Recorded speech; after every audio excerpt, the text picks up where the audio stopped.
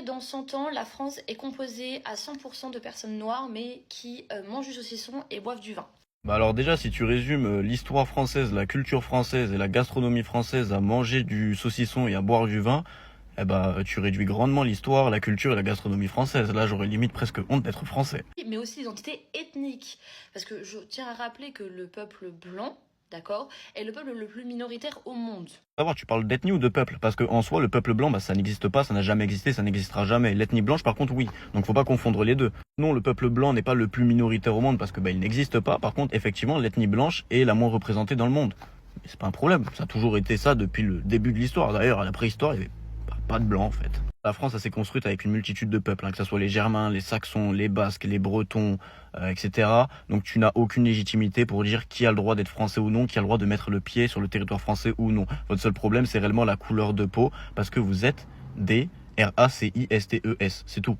Et donc en fait, si on fait venir en masse des personnes, même s'ils s'intègrent culturellement, L'extrême droite à une époque, c'était oui, on veut bien des étrangers, mais seulement s'ils s'intègrent, s'ils respectent la France et s'ils nous obéissent. Maintenant, c'est on veut pas d'étrangers, hein. On est mieux que dans tous les cas, on est des blancs. ils vont se métisser avec nous. Et au fur et à mesure, bah il y aura plus de blanc. Quoi le problème avec le métissage, s'il vous plaît? Vous allez pas me faire les bassémistes 2.0. L'extrême droite, vous avez réellement un problème avec les gens qui s'aiment. Vous avez un problème avec l'amour. Vous voulez pas que les gens d'un même sexe soient amoureux, vous voulez pas que les gens d'une couleur différente soient amoureux, vous voulez pas que des gens d'origine différente soient amoureux, c'est incroyable. En fait, vous n'êtes pas pour l'avancement de la France, vous êtes contre l'avancement de l'amour.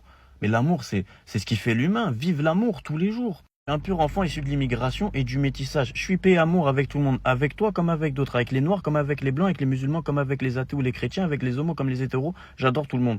Sois comme moi. T'as dit ça, une ethnie ça disparaît pas du jour au lendemain. Faites des recherches, soyez cultivés sur les propos que vous balancez pour ouvrir des débats au lieu de pas les maîtriser. Enfin, c'est incroyable, on dirait les gens qui au XXe siècle disaient que les rois allaient disparaître. Par exemple, je veux juste que ma femme elle soit chrétienne, qu'elle soit noire, métisse, latina, maghrébine, africaine, asiatique, je m'en fiche, tu vois.